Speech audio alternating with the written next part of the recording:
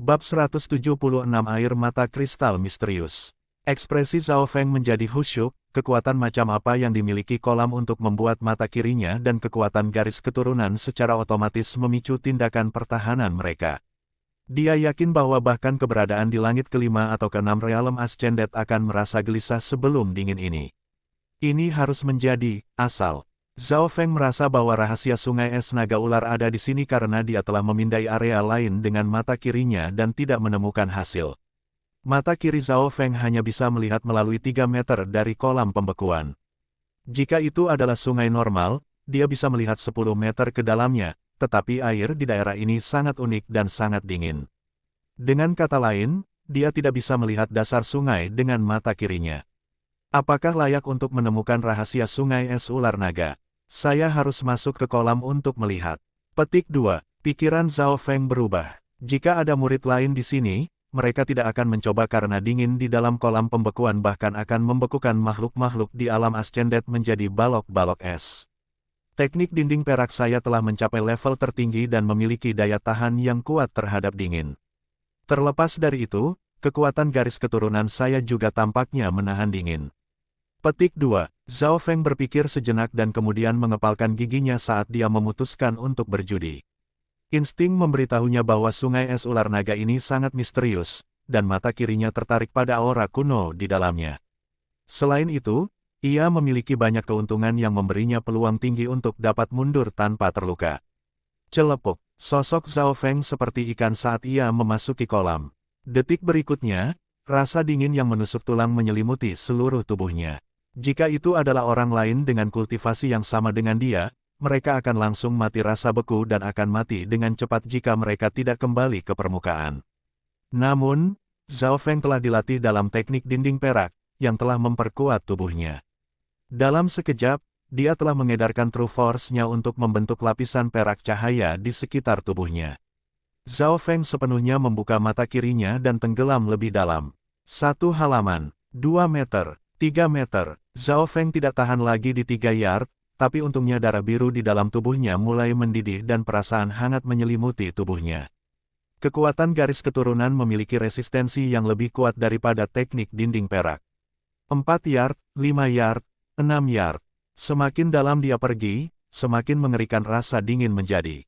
Di dalam dinginnya juga kekuatan yang mengancam akan menggerus jiwa dan kesadarannya, tapi untungnya, cahaya di dalam mata kirinya berputar dengan cepat dan menahan serangan jiwanya.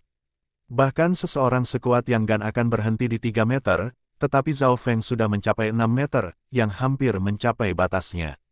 Dia mengepalkan giginya dan melanjutkan. 6 yard, 7 yard, 8 yard.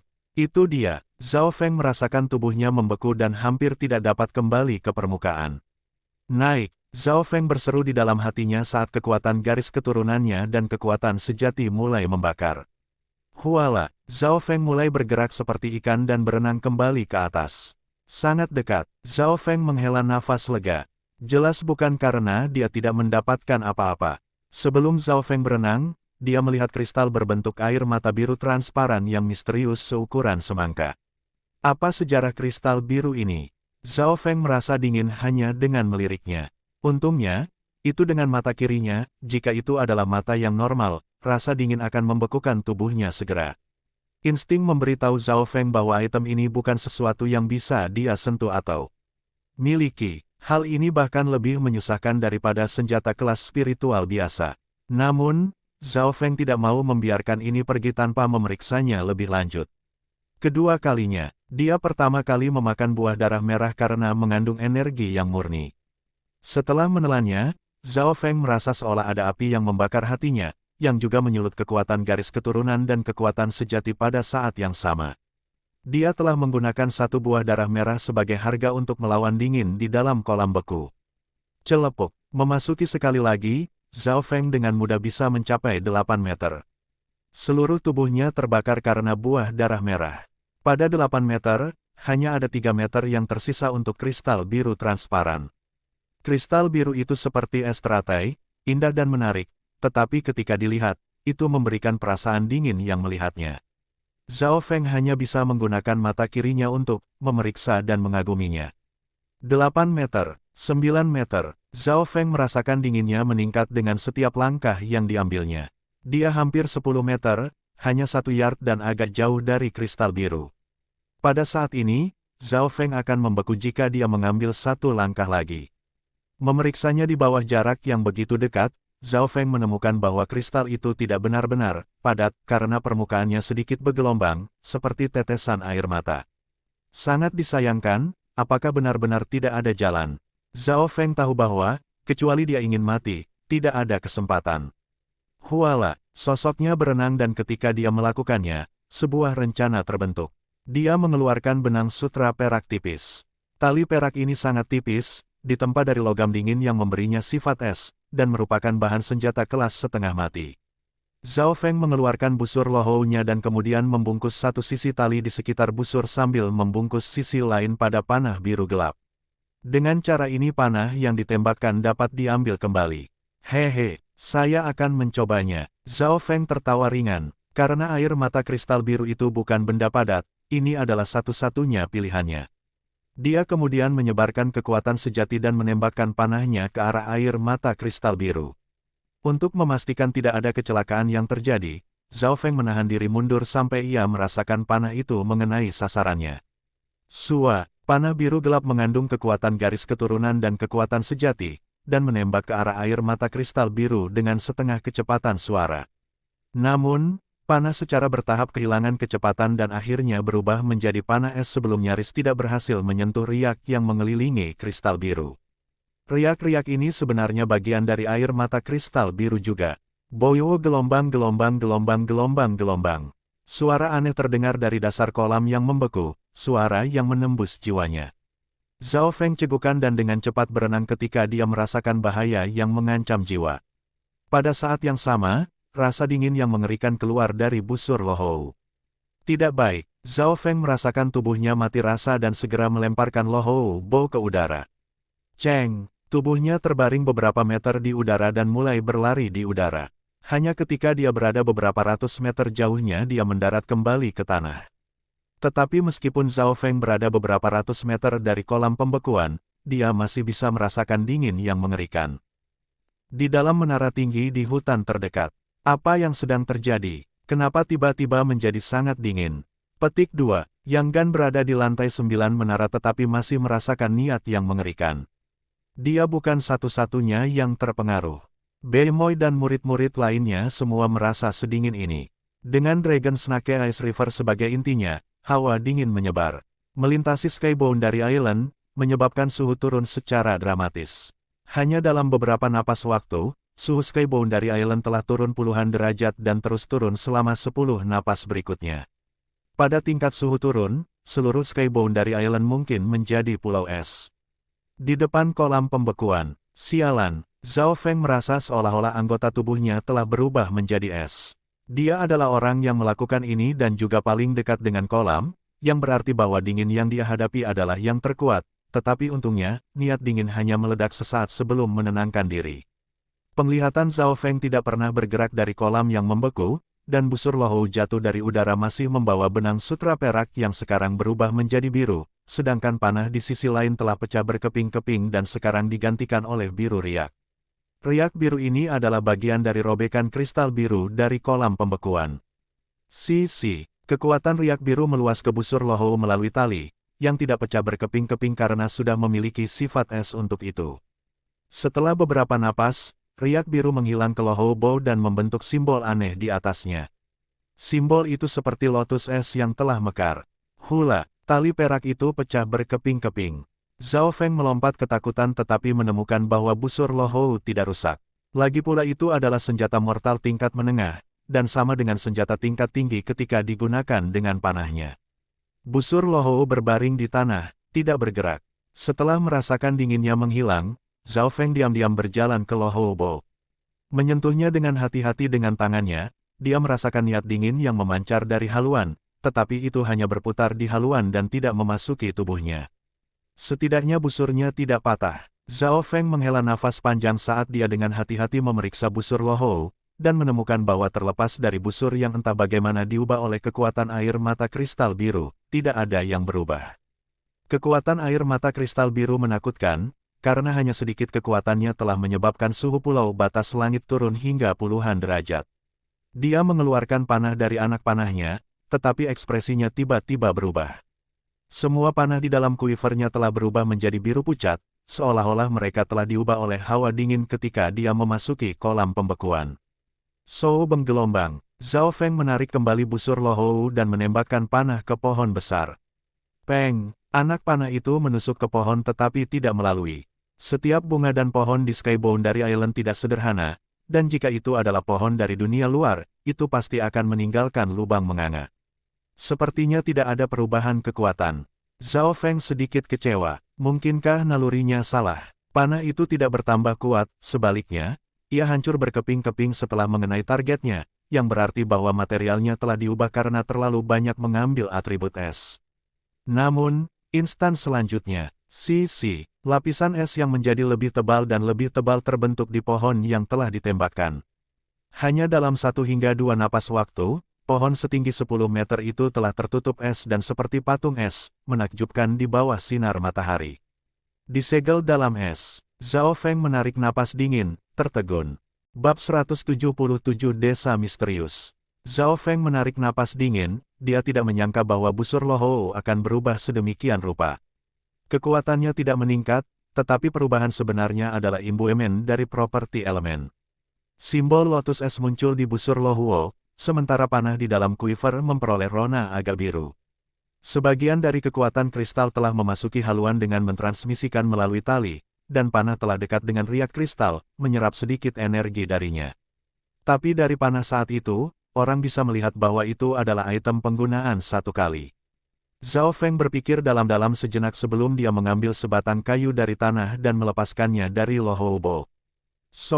Tongkat itu mengenai sasarannya dengan bersih tetapi hancur berangsur-angsur, melemparkan lapisan es di atas sasaran tanpa sepenuhnya menyegelnya di dalam es.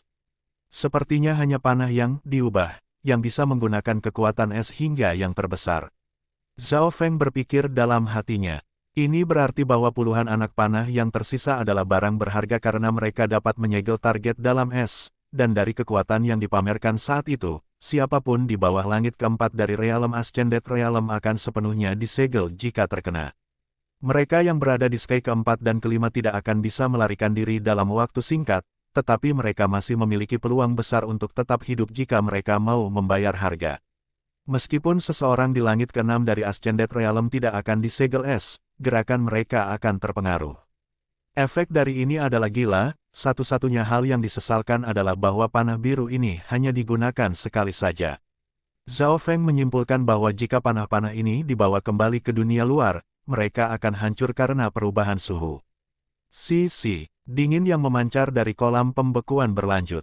Zhao Feng berdiri di dekatnya dan tubuhnya menggigil karena kekuatan garis keturunannya memiliki batas, dan durasi efek Scarlet Blood Fruit-nya akan segera berakhir.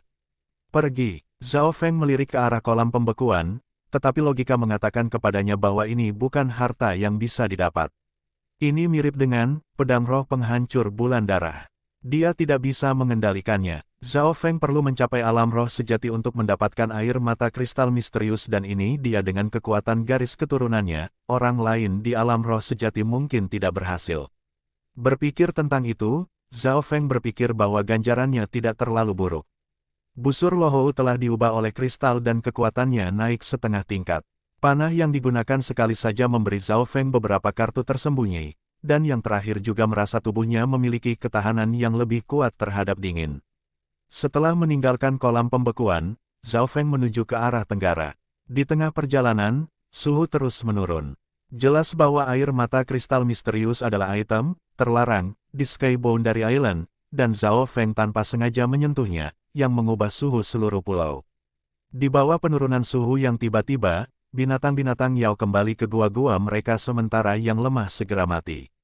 Hanya binatang Yao yang kuat tidak terpengaruh. Ini telah menurunkan kesulitan tahap 3 karena kemungkinan diserang oleh gerombolan binatang buas menurun secara dramatis. Zhao Feng tidak tahu bahwa tindakan ini sekali lagi mempengaruhi seluruh trial mengambang crash. 3 jam kemudian, sebuah ngarai muncul di depan mata. Beberapa jam sebelumnya, mungkin masih tampak seperti ngarai, tapi sekarang ngarai es. Dalam peta pikiran Zhao Feng, ada beberapa kelompok binatang buas di sekitar sini, tetapi karena perubahan suhu, banyak dari mereka telah mundur kembali ke gua mereka, yang membuat perjalanan Zhao Feng lebih mudah. Ngarai ini telah ditutupi oleh berbagai ilusi besar, kuat, yang berarti bahwa harus ada sesuatu yang salah di sini. Dari segi ukuran, tempat ini sebesar taman kuno yang terlupakan, tetapi tersembunyi sebaliknya. Zhao Feng tidak tahu apa yang ada di dalam ngarai, itu bisa berarti keberuntungan atau bencana, tidak ada yang tahu. Seharusnya ada semacam rahasia di sini karena disembunyikan oleh arai ilusi.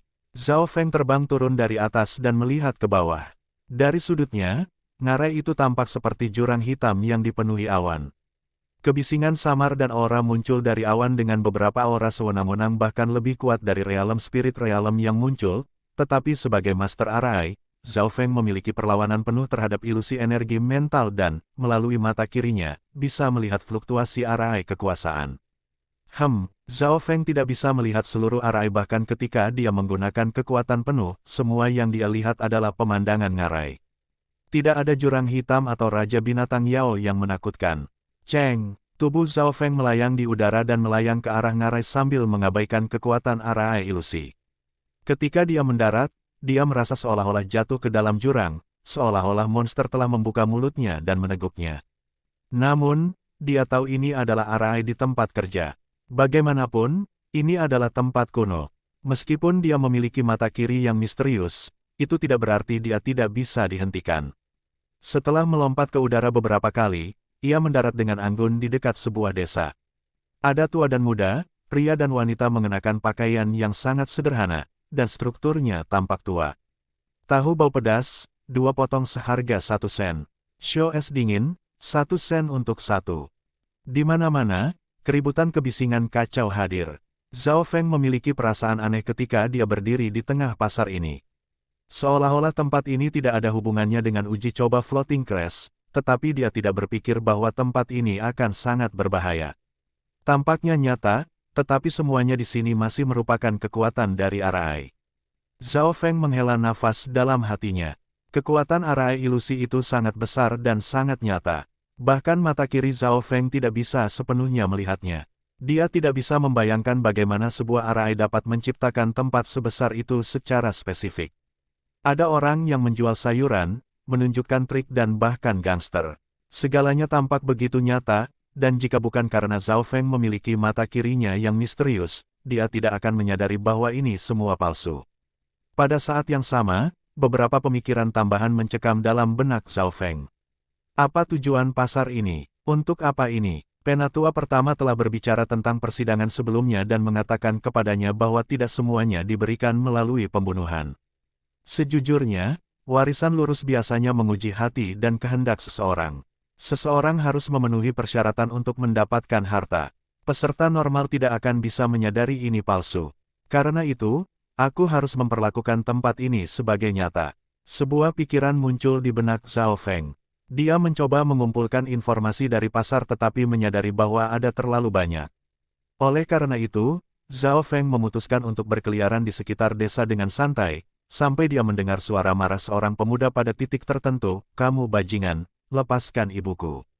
Suara itu sangat jelas dalam pikiran Zhao Feng, berbeda dari suara kacau lainnya. Bahkan jika Zhao Feng tidak memiliki mata kirinya, dia akan bisa membedakannya. Apakah ilusi itu sengaja membiarkan para peserta untuk mendengar ini? Senyum muncul di wajah Zhao Feng. Beralih ke samping, ia melihat sebuah toko tua yang menjual roti dan seorang wanita cantik yang sedang ditarik oleh 3 gangster. "Lepaskan ibuku." Seorang pemuda yang mengenakan pakaian compang camping bertarung dengan salah satu dari mereka. Peng, pemuda itu ditampar oleh salah satu gangster dan darah mengalir dari bibirnya. Ayahmu bertaruh dan kalah. Berhutang 3.000 perak. Tutup toko untuk 1.000 dan ibumu yang cantik bisa pergi ke rumah Yihong untuk melunasi hutang. Uang didapat jauh lebih cepat di sana. Petik 2. Salah satu gangster tertawa. Melihat ke sini, Zhao Feng tahu apa yang terjadi. Bahkan dalam kenyataannya, dia akan ikut campur tanpa ragu-ragu. Selain itu, ada kemungkinan besar bahwa ini adalah bagian dari persidangan. Yang paling penting adalah bahwa ini adalah ujian warisan yang benar dan membantu yang lemah sambil menyingkirkan yang jahat adalah suatu keharusan. Kalian bertiga bisa pergi. Zhao Feng maju ke depan dan mengirim salah satu gangster itu terbang. Dua lainnya berseru dengan marah dan menuduhnya dari kiri dan kanannya. Kultivasi Zhao Feng berhasil selangkah demi selangkah, dan bahkan jika dia tidak menggunakan kekuatan sejati, dia bisa dengan mudah mengalahkan dua gangster. Ketiga gangster semuanya dikirim terbang dengan tendangan masing-masing dan tidak akan bisa bangun dalam waktu singkat. Terima kasih banyak. Wanita cantik dan pemuda itu sangat berterima kasih, tapi Zhao Feng masih bisa melihat wanita itu khawatir. Adik kecil, siapa namamu? Zhao Feng bertanya. Nama saya Li Luan, kakak laki-laki, kamu sangat mengagumkan saat itu. Petik 2. Pemuda itu berkata dengan kagum. Li Luan, Floating Crest Trial. Petik 2. Zhao Feng bergumam dan tenggelam dalam pikiran saat melihat pemuda ini. Untuk mengkonfirmasi dugaannya, Zhao Feng memutuskan untuk menjadi orang yang baik sampai akhir dan menyelesaikan semua masalah keluarga Li Luan. Para gangster di desa dikalahkan oleh Zhao Feng dan yang terakhir juga menulis beberapa seni bela diri dari teknik tingkat inti ke teknik tingkat tinggi untuk Li Luan. Namun, setelah melakukan semua ini, Zhao Feng masih tidak mendapatkan apa-apa. Dia menghela nafas dalam hatinya, mungkinkah hadiah itu tidak ditakdirkan untuk bersamanya. Zhao Feng selalu merasa bahwa desa ini tidak sesederhana kelihatannya, tetapi waktunya terbatas sehingga ia memutuskan untuk pergi setelah 1 hari lagi. Dia tahu di mana tempat-tempat dengan harta karun berada, dia tidak harus dengan keras kepala tinggal di tempat ini. Pada hari kedua, Zhao Feng mengucapkan selamat tinggal pada Li Luan dan keluarganya. Brother Zhao, terima kasih atas semua bantuan Anda. Ini adalah pisau kecil kesayanganku, dan sekarang aku memberikannya kepadamu. Petik 2. Li Luan menyerahkan satu barang. Mata Zhao Feng menyala, tapi yang seharusnya, pisau kecil, itu hanya sepotong logam tua yang compang camping dengan ukiran berbentuk petir hijau di atasnya. Mengambil sepotong kecil logam, Zhao Feng langsung merasakan aura yang tenang menyelimutinya. Setelah menggabungkan kesadarannya di dalam, dia melihat sekilas pemandangan di mana kilatan hijau melintas di udara dan menghancurkan seluruh gunung dalam satu pukulan. Pada saat yang sama, sepotong informasi muncul di benaknya, Floating Crest Lightning Cell. Bab 178 bekerja sama. Segel petir mengambang Crest. Zhao Feng terus membelai sepotong logam yang compang camping ini setelah dia meninggalkan desa. Dari segi bahan, logam ini sangat rata-rata tetapi mengandung jumlah niat yang luar biasa. Niat ini pendek tapi begitu mendalam sehingga telah melampaui tingkat Zhao Feng. Saya hanya bisa memahami tepi sedikit dari segel petir mengambang Crest ini dan ini adalah karena saya telah belajar petir angin palem. Pikiran Zhao Feng berubah. Setelah menyatu dengan mata kiri misterius, pemahamannya menakutkan, jauh lebih kuat dari banyak jenius. Namun, meskipun dia memiliki Lightning Wind Palem sebagai dasar, dia hanya bisa mengerti sedikit dari segel petir mengambang Crest. Lebih jauh lagi, dia merasa bahwa aura segel petir mengambang Crest mirip dengan palem angin petir, meskipun yang pertama lebih dari 100 kali lebih kuat daripada yang terakhir. Petir angin palem hanya menggunakan angin untuk mengumpulkan petir, sedangkan segel petir mengambang Crest langsung mengendalikan petir. Apa hubungan keduanya? Zhao Feng ingat bahwa angin petir angin adalah keterampilan kuno yang tidak lengkap. Pada saat yang sama, ada teknik yang kuat di klan yang memungkinkan pembudidaya untuk mendominasi mereka di tingkat budidaya mereka. Beberapa keterampilan ini diperoleh dari Floating Crest Palace.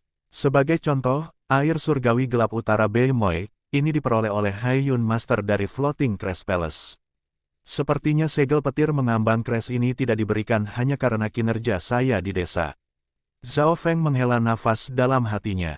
Segel petir mengambang Crest tampaknya memiliki asal yang sama dengan petir angin palem.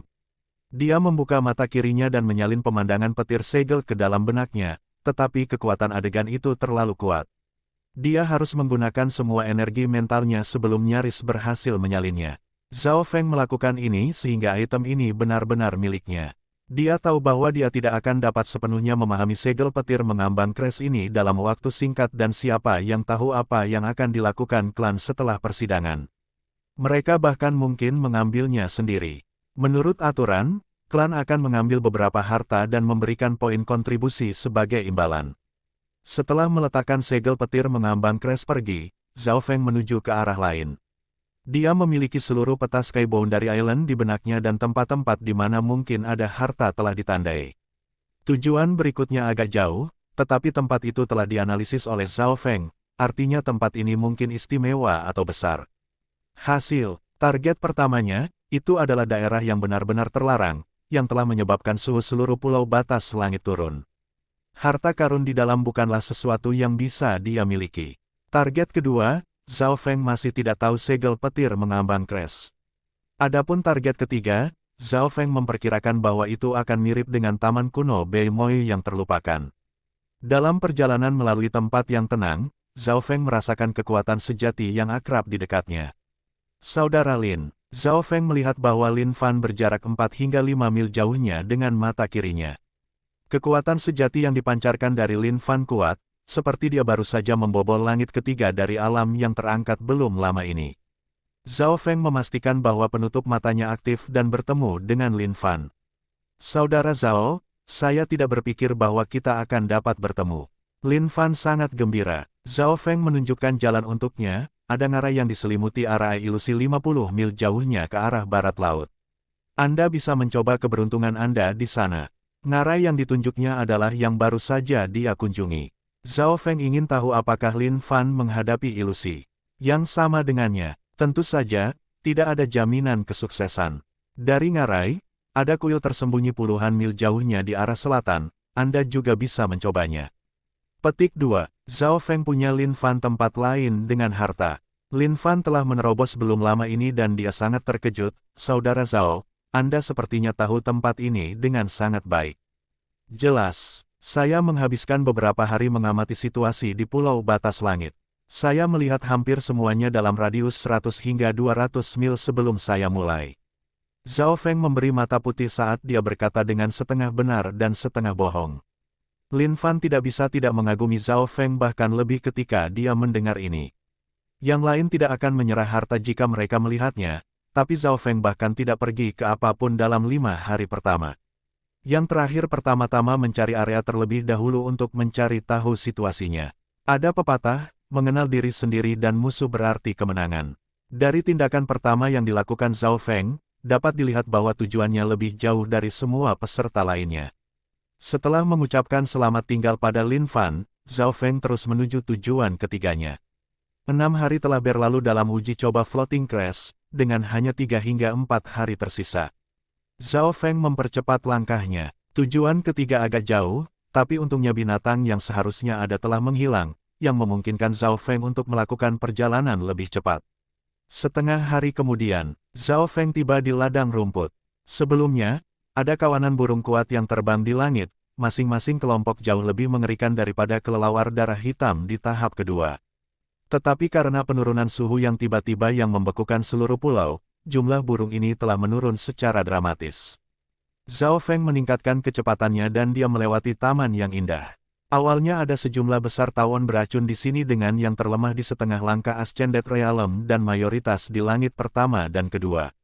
Ada puluhan ribu dari mereka dan jika seseorang beruntung dikelilingi oleh mereka, Zhao Feng menghela nafas. Gerombolan tawon beracun kini bersembunyi karena kedinginan. Suhu saat ini sangat memengaruhi mereka yang berada di langit pertama dari alam yang naik dan hanya mereka yang berada di langit ketiga atau lebih tinggi yang dapat menurunkan efek dingin. Aku akhirnya di sini. Zhao Feng menghela nafas panjang saat dia melirik kastil di depannya.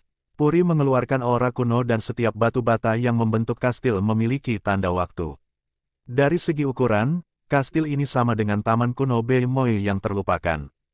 Tetapi karena semuanya sekarang tertutup es, bahayanya menurun. Setelah berjalan di dalam kastil, Zhao Feng menjadi berhati-hati karena kastil itu sendiri berbahaya. Misalnya, parit di luar mengeluarkan aura yang mengganggu dan Zhao Feng mengeluarkan senjata fana yang rusak dan melemparkannya ke dalam cairan abu-abu hitam. Suara mendesis terdengar saat senjata yang rusak segera larut. Meskipun senjata itu telah kehilangan susunannya dan lebih lemah, para pembudidaya normal di Realm Ascended bahkan tidak bisa mematahkannya. Seluruh kastil mati sunyi dan itu menimbulkan perasaan gelap. Zhao Feng mencari-cari di luar dan ekspresinya berubah. Ada jejak seseorang di sini. Jantungnya berdetak kencang. Ada dua kemungkinan. Ada keberadaan tak dikenal yang menakutkan. Murid lain. Zhao Feng berpikir bahwa kemungkinan kedua lebih tinggi. Ding, ledakan, peng. Pada saat ini, Suara pertempuran muncul dari kedalaman kastil. Mata kiri Zhao Feng berkonsentrasi pada bangunan yang terlihat kaya dan dia sedikit lengah dengan apa yang dilihatnya. Sangat sial, saya tidak sengaja menyuruh orang-orang ini tepat ketika saya memasuki pusat. Petik 2. Sosok Quan Chen yang acak-acakan melesat keluar dari bangunan kaya dan di belakangnya muncul dua orang lapis baja hitam yang tidak memiliki tanda-tanda kehidupan. Mata kiri Zhao Feng dapat melihat materi dan dia melihat bahwa orang-orang lapis baja hitam sebenarnya adalah mesin dengan zat energi yang tersimpan di inti mereka. Dari situasi saat ini, dua orang lapis baja hitam tampaknya memiliki kekuatan di dekat langit kelima dari alam ascendet, atau mereka tidak akan dapat mengusir Quan Chen. Kakak Zhao, datang dan bantu cepat. Mata Quan Chen menyala saat dia melihat Zhao Feng, yang ada di dekatnya. Alis yang terakhir naik dan secara naluriah untuk mengeluarkan panah dari gemetarnya, tetapi tiba-tiba dia berhenti bergerak. Panah biru ini memiliki efek penyegelan es tetapi mereka adalah barang sekali pakai. Itu tidak layak untuk membuang panah untuk Quan Chen. Saudara Quan, panah saya mungkin tidak bisa menembus orang-orang lapis baja hitam ini. Sosok Zhao Feng melintas dan dia melompat di atas gerbang kastil. Quan Chen bersumpah dalam hatinya, Zhao Feng tidak membantunya. Tapi ini sudah diduga. Untungnya, dua orang lapis baja hitam hanya mengejarnya selama 100 yard sebelum kembali ke gedung. Seolah-olah menjaga bangunan adalah tugas mereka dan mereka tidak akan peduli bahkan jika seluruh kastil dihancurkan. Saudara Zhao, Anda telah datang pada waktu yang tepat. Kastil ini sangat jahat. Saya akhirnya menemukan intinya, tetapi itu sangat merepotkan. Mengapa kamu tidak bergabung dengan saya dan kami akan membagi harta masing-masing 50-50? Petik 2. Quan Chen tersenyum, tetapi kilatan dingin muncul di matanya. Baik, Zhao Feng mengangguk. Dia adalah musuh dengan Quan Chen sejak dia memasuki klan dan sebelumnya, dia hanya semut yang terakhir. Tapi sekarang, Zhao Feng telah mencapai titik di mana dia bahkan tidak takut pada lawan lagi. Quan Chen ingin menggunakan Zhao Feng dan jika dia punya kesempatan, bunuh dia. Ini adalah rencana yang sama dengan Zhao Feng. Dia telah memasuki kastil kemudian dan dengan bantuan Quan Chen, dia bisa memasuki area inti. Jika dia memiliki kesempatan, dia akan mengirim Quan Chen dalam perjalanannya juga, keduanya rencana mereka saat mereka berjalan menuju gedung pusat. Kakak Quan, kamu sudah di sini setidaknya 1 atau 2 hari, kan? Anda pasti telah mendapatkan banyak hal. Zhao Feng tertawa sambil melirik tas penuh Quan Chen. Dia bisa melihat barang-barang dengan mata kiri dan dia tahu harga barang-barang ini. Meskipun mereka bagus, mereka tidak ada bandingannya dengan gelang interspatial dan sel petir mengambang yang didapatnya. Tidak, saya baru saja memasuki area pusat. Dalam waktu 3 hari lagi, semua orang akan dikejar oleh monster dan kita tidak akan memiliki peluang lagi. Petik 2. Quan Chen memimpin jalan dan keduanya segera memasuki gedung. Yang pertama telah di sini selama 2-3 hari dan dia telah membersihkan daerah luar. Tempat termahal di sini adalah perbendaharaan yang berisi banyak barang. Namun, ada banyak penjaga di sana yang kekuatannya berkisar dari langit ke-4 sampai ke-6, Quan Chen menjelaskan. Sosok Zhao Feng melayang di atas sebuah gedung tinggi dan dia mengamati lanskap. Segera, struktur serta tempat penjaga ditempatkan telah dilihat oleh Zhao Feng. Quan Chen hanya memberitahunya bagian dari bahaya dan dia tidak memberitahunya beberapa bahaya tersembunyi. Zhao Feng tertawa dingin di hatinya saat dia mengikuti Quan Chen dan memasuki aula besar. Di dalam aula, ada beberapa penjaga lapis baja hitam dan perak. Penjaga lapis baja hitam biasanya di langit ke-4 dan ke-5, sedangkan penjaga perak telah mencapai langit ke-6 atau lebih tinggi.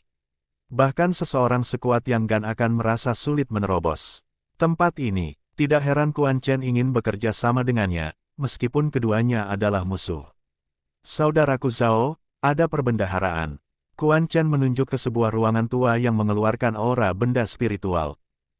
Bab 179 Skema. Zhao Feng memeriksa ruang perbendaharaan ini. Dari saat dia masuk, mata kirinya telah memindai seluruh lanskap, termasuk tempat beberapa penjaga ditempatkan. Ada satu hal yang dapat dikonfirmasi, tempat ini memang bagian paling tengah dan paling terlindungi. Quan Chen telah menghabiskan waktu 2 hingga 3 hari untuk mencapai di sini, dan setidaknya 40 penjaga dibebaskan untuk sampai ke sini. Zhao Feng tahu bahwa ada beberapa ratus penjaga di dalam kastil, dan bahwa tidak mudah bagi Quan Chen untuk mencapai di sini. Yang terakhir pasti telah membayar harga yang lumayan meskipun ia berada di puncak langit keempat dari alam yang terangkat dalam kekuatan. Dengan pola pikir Quan Chen, akankah dia membiarkan seseorang mengambil hadiahnya? Oleh karena itu, proposal Quan Chen untuk membagi harta, 50-50, jelas tidak realistis. Zhao Feng mengerti bahwa, dengan menggunakan Quan Chen, dia telah tiba di daerah pusat dengan lebih sedikit kesulitan. Harta karun di depannya berukuran sama dengan ruang, jika tidak sedikit lebih besar, dan aura harta karun di dalamnya bisa membuat jantung setiap penumbuk berdetak kencang. Sebuah firasat aura dari ini lebih kuat daripada senjata spiritual normal. Perasaan Zhao Feng bahkan lebih tajam dari Quan Chen. Bagaimanapun, dia telah menangani senjata spiritual sebelumnya. Senjata spiritual sangat berharga dan sebagian besar klan hanya memiliki satu atau dua yang diperlakukan seperti pusaka. Selain itu, ini hanya aura dari perbendaharaan, mungkin bahkan tidak 1/100 dari aura sejati di dalam. Saudara Zhao, mengapa kita tidak berpisah? Salah satu dari kami mengalihkan sebagian besar penjaga sementara yang lain masuk ke dalam perbendaharaan dan mencuri semua harta itu. Petik 2. Quan Chen tersenyum. Mencuri. Saudara Quan, jangan membuatnya terdengar sangat buruk. Tidak ada pemilik di sini, siapa yang tahu sudah berapa tahun sejak kematiannya. Kami menerimanya dengan penuh cahaya. Petik 2. Zhao Feng mencibir. Ya, kami mengambilnya. Quan Chen tertawa kaku dan menahan amarah di hatinya. Sejak kapan semut ini berani berbicara dengannya seperti ini? Keduanya kemudian mendiskusikan siapa yang akan memikat para penjaga dan siapa yang akan merebut harta itu. Zhao Feng pertama kali memindai seluruh perbendaharaan dan menangkap jejak arai di dalamnya. Mata kirinya nyaris tidak bisa melihat melalui dinding dan melihat garis kontur di dalamnya. Brother Zhao, keterampilan gerakan Anda cukup baik, jadi tidak ada banyak masalah bagi Anda untuk mengalihkan perhatian para penjaga. Tentu saja, jika Anda tidak mau, saya bisa. Petik 2. Quan Chen berkata dengan murah hati, seolah-olah dia tidak keberatan pilihan mana yang dibuat Zhao Feng. Sebagian besar mungkin akan memilih yang terakhir karena mereka hanya akan merasa aman jika merekalah yang mengambil harta itu. Baik, saya akan mengalihkan perhatian para penjaga. Petik 2. Zhao Feng menjawab, yakin. Quan Chen agak terkejut tetapi masih tertawa dingin di dalam hatinya. Tidak peduli apa yang Anda pilih, Anda masih bidak catur yang dikirim ke kematian itu. Pertama, Zhao Feng baru saja tiba di kastil dan tidak tahu beberapa bahaya tersembunyi. Jika dia memilih untuk mengalihkan perhatian para penjaga, dia akan menarik semakin banyak bahaya. Kedua, jika Zhao Feng memilih untuk masuk ke perbendaharaan, semua yang perlu dilakukan Quan Chen adalah mengalihkan perhatian para penjaga dan kemudian menghilang tanpa jejak, yang berarti berbondong-bondong penjaga akan kembali ke perbendaharaan. Oleh karena itu, Quan Chen tidak peduli pilihan mana yang dibuat Zhao Feng, karena kedua pilihan itu berarti kematian baginya. Ada sekitar 20 hingga 30 penjaga yang ditempatkan di dekat kantor perbendaharaan. Yang kekuatannya berkisar dari langit keempat hingga keenam, jadi mengalihkan perhatian para penjaga ini adalah pekerjaan yang berbahaya. Menurut rencana, Zhao Feng perlu mengalihkan perhatian setidaknya setengah. Peng, Zhao Feng meninju gelombang udara berikutnya yang menghantam dinding perbendaharaan dan mengguncang seluruh ruangan. Perbendaharaan itu memiliki barisan yang melindunginya, dan begitu dipukul, cahaya merah muncul yang menarik perhatian beberapa penjaga di dekatnya. Cheng Shou, sosok Zhao Feng kabur saat ia menarik 10 hingga 20 penjaga ke arah luar. Dari para penjaga ini, sekitar 10 atau lebih berada di langit keempat, 4 di langit kelima, dan hanya 1 penjaga perak di langit keenam. Kerja bagus, saudara Zhao. Quan Chen tertawa puas saat kegembiraan dan kedinginan muncul di matanya. Setelah dikejar oleh begitu banyak penjaga, mungkin hanya Yang Gan yang bisa mundur tanpa dirugikan.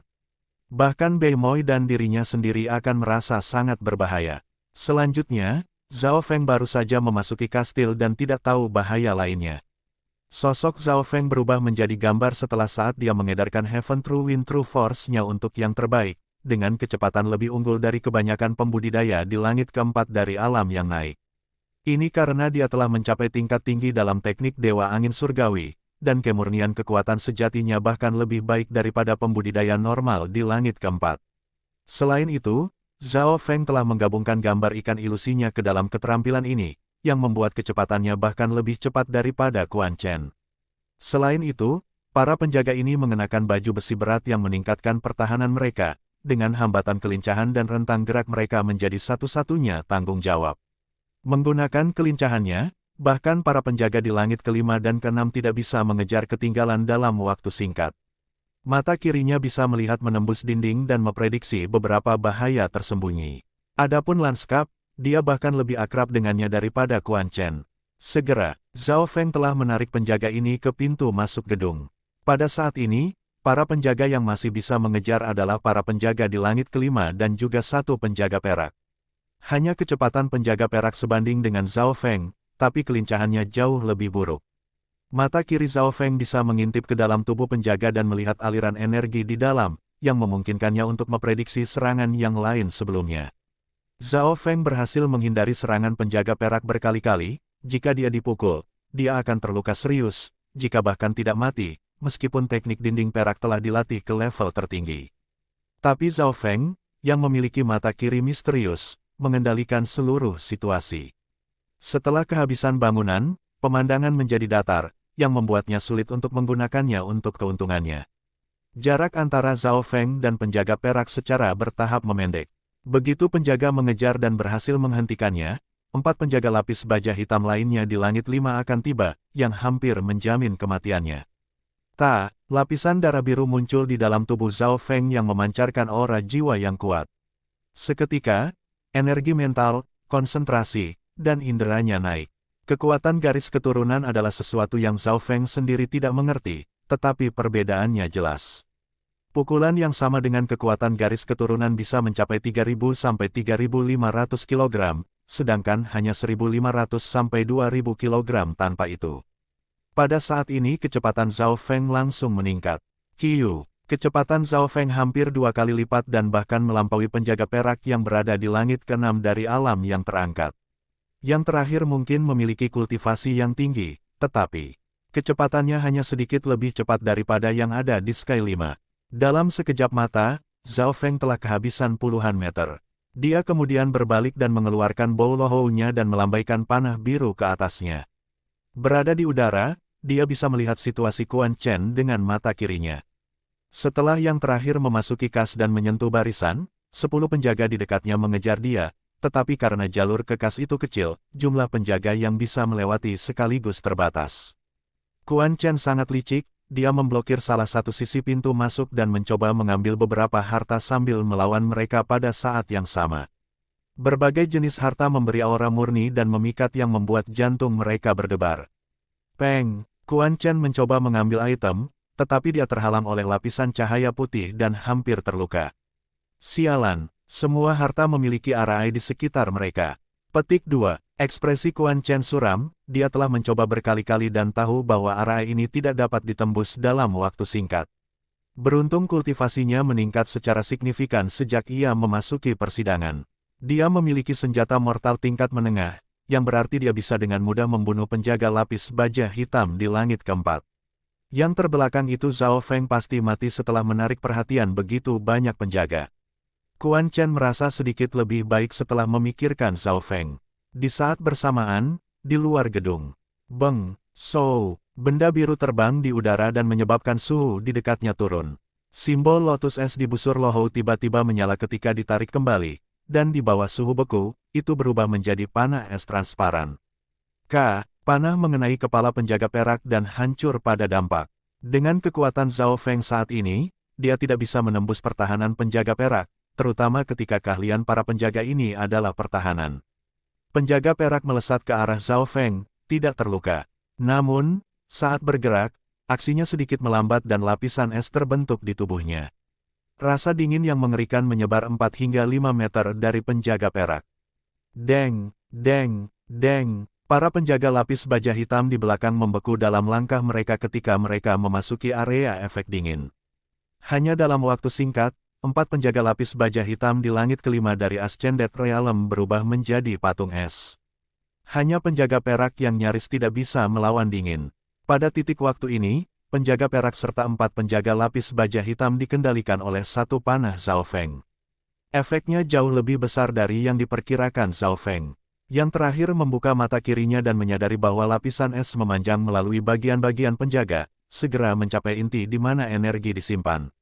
Para penjaga ini tidak memiliki kehidupan tetapi memiliki banyak bagian di dalamnya. Setelah dibekukan, itu akan mempengaruhi jumlah energi yang ditransfer.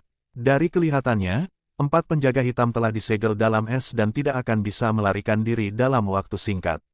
Itu adalah penjaga perak yang masih menolak, tetapi bahkan jika itu bisa menembus segel es, kecepatannya akan dibatasi. Pergi, Zhao Feng tidak lagi peduli dengan para penjaga ini dan kembali ke gedung. Di area tengah, Quan Chen masih berhadapan dengan penjaga, tetapi penjaga ini tampaknya tidak pintar atau mereka bisa memanggil ratusan penjaga yang tersisa. Kecuali jika seseorang berada di alam roh sejati, tidak ada yang bisa lolos dari curahan penjaga.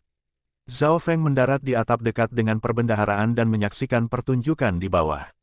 Saat Zhao Feng kembali, para penjaga kulit hitam yang tidak menyusulnya sebelumnya kembali ke bendahara. Sebanyak 20 hingga 30 penjaga lapis baja akan mengelilingi perbendaharaan. Bocah itu Zhao Feng sudah selesai. Ekspresi Quan Chen berubah saat dia menebas ke depan dengan berat, merobek 2 penjaga lapis baja hitam menjadi berkeping-keping. Menjalankan. Dia melaju ke arah pintu keluar gedung, tetapi sebelum dia mencapai itu, dingin perak datang dari arah yang berlawanan. Ah! Quan Chen cegukan ketika dia melihat penjaga perak yang diselimuti lapisan es ini. Hehe, seorang tokoh tertawa ringan dan masuk ke dalam perbendaharaan sementara Quan Chen dikejar oleh para penjaga. Saat ini, tidak ada penjaga yang tersisa di sekitarnya. Bab 180 Bukit Es. Sosok itu memang Zhao Feng. Rencananya sempurna, para penjaga yang mengejarnya telah kembali ke perbendaharaan setelah kehilangan jejaknya, memaksa Quan Chen melarikan diri dengan semua penjaga mengejarnya. Zhao Feng telah menemukan bahwa semua item dalam perbendaharaan dilindungi oleh sebuah arai, yang tidak dapat dipecahkan dalam waktu singkat. Oleh karena itu, ia memutuskan untuk menarik perhatian para penjaga terlebih dahulu, dan kemudian membiarkan Quan Chen menghadapi semua api. Karena mata kirinya, Zhao Feng memiliki kendali mutlak.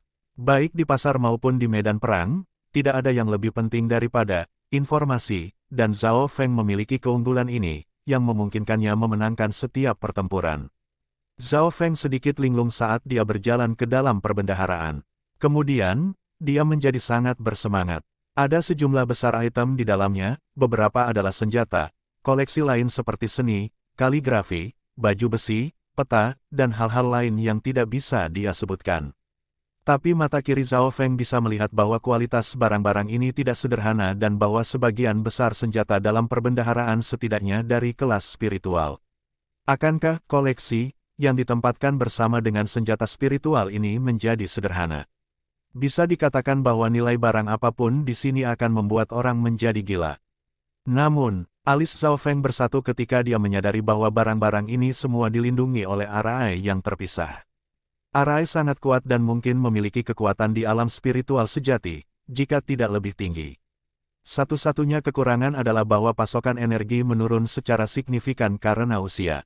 Ada beberapa item dengan cacat dalam susunan pelindungnya. Tentu saja, orang normal tidak akan bisa melihat ini. Hanya orang-orang seperti Zhao Feng, yang memiliki mata kiri yang kuat, atau mereka yang telah mempelajari arai akan dapat melihat ini. Kekuatan dari setiap susunan perlindungan sangat kuat dan mereka dapat memperbaiki diri. Jika seseorang di langit keempat dari Ascended Realm akan menyerang salah satu dari mereka selama 2 atau 3 hari berturut-turut, itu setidaknya akan pecah. Zhao Feng menyimpulkan, untuk mengkonfirmasi spekulasi itu, dia mengirimkan serangan telapak tangan ke salah satu item. Peng! Cahaya putih muncul dan mendorong Zhao Feng kembali, tetapi yang terakhir telah mengharapkan ini dan keluar dari sana tanpa cedera. Cahaya hanya redup sedikit karena serangan dari seseorang di langit keempat, tetapi setelah beberapa napas, titik redup menjadi cerah lagi. Memang, itu akan membutuhkan waktu 3 hari, mengingat ada item dengan kekurangan dalam arai. Jika itu salah satu tanpa cacat, itu akan membutuhkan 10 hari untuk istirahat. Kalau saja saya memiliki seseorang seperti Yang Gan untuk bekerja sama dengan saya dan menyerangnya, Zhao Feng menghela nafas dalam hatinya. Jika ada orang lain, waktu yang dibutuhkan akan berkurang secara dramatis. Sayangnya, dia bahkan tidak yakin apakah Quan Chen sudah mati atau tidak, dan yang terakhir tidak bisa dipercaya.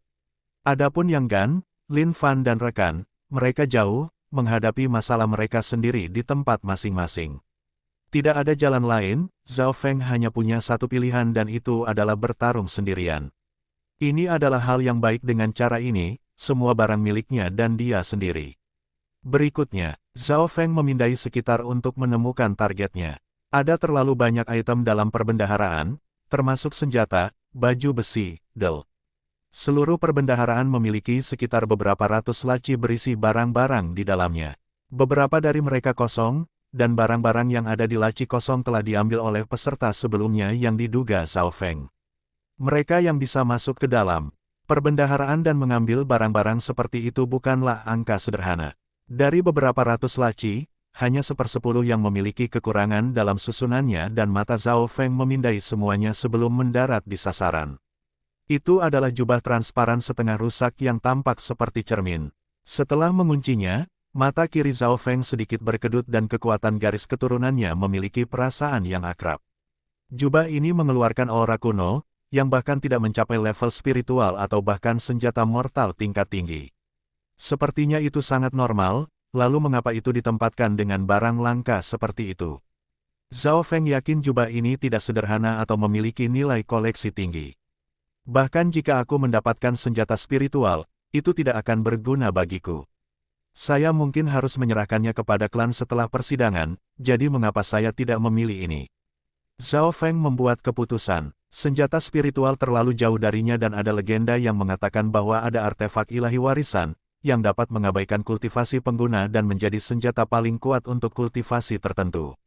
Namun, artefak ilahi warisan ini terlalu langka dan masing-masing dijaga seperti pusaka. Peng, peng, peng. Zhao Feng menghancurkan laci dengan telapak demi telapak tangan dan keterampilan yang dia gunakan adalah petir angin palem. Yang terbaik adalah pertama-tama menyempurnakan keterampilan ini dan dengan setiap telapak tangan yang disodorkannya, Zhao Feng akan meningkatkannya dalam pikirannya. Tingkat serangannya konstan, satu tarikan nafas kedua tarikan napas di antara setiap telapak tangan, memungkinkannya untuk bertahan lebih lama. Setelah beberapa saat, Zhao Feng mendengar suara langkah kaki, yang seharusnya menjadi milik para penjaga yang mundur. Penjaga ini bukan idiot. Jika mereka menemukan ada sesuatu yang salah, mereka pasti akan datang dan memeriksanya. Kalau saja aku bisa mengatur arah kedap suara di sini. Zhao Feng berhenti dan dia berpikir keras. Susunan kedap suara tidak terlalu sulit untuk diatur, tetapi masalah yang dimiliki Zhao Feng adalah ia kekurangan bahan. Ini adalah batasan terbesar untuk Arai Master, jika tidak ada bahannya, tidak ada yang bisa dibuat. Tentu saja, jika seseorang memiliki bahan sebelumnya, mereka bisa membantai sekelompok orang yang lebih kuat dari diri mereka sendiri.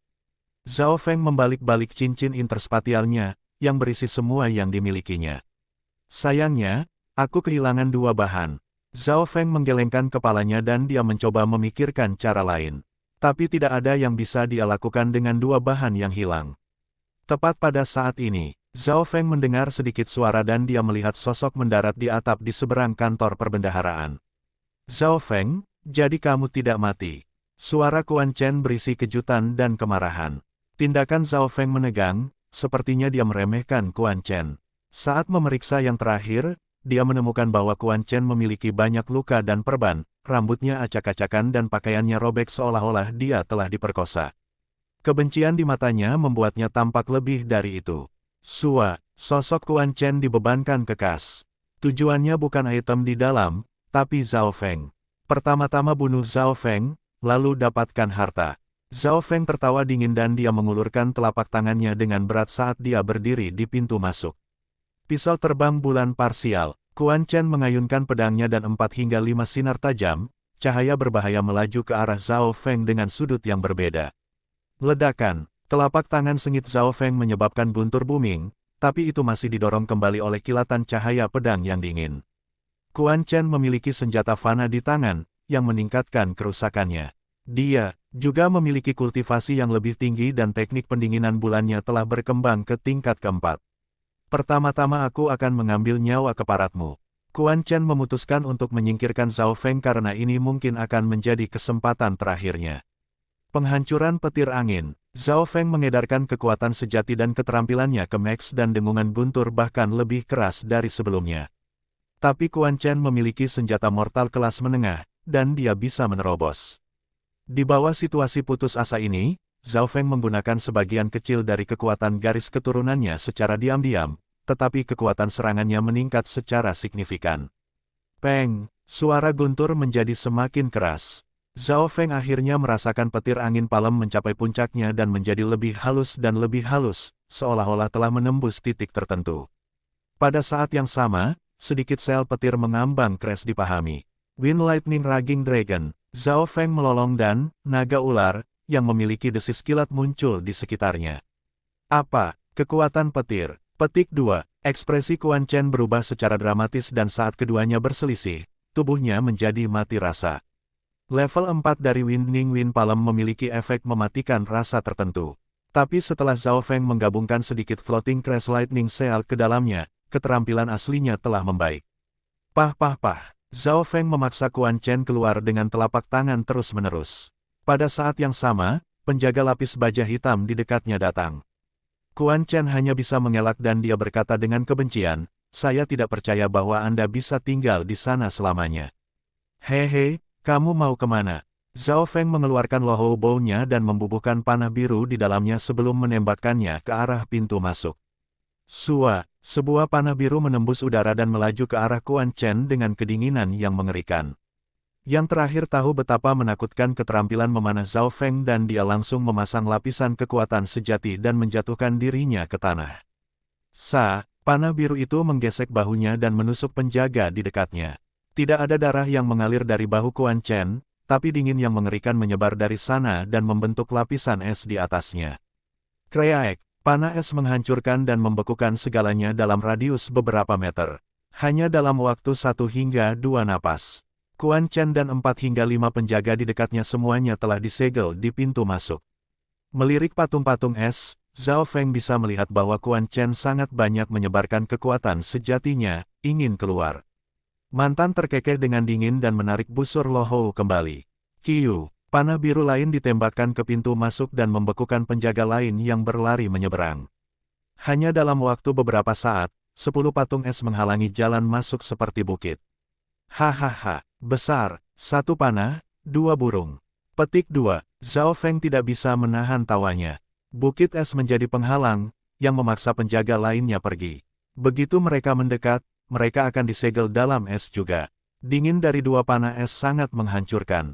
Mata kiri Zhao Feng melihat melalui es dan melihat bahwa kekuatan sejati, darah, dan kekuatan kehidupan Quan Chen mulai membeku.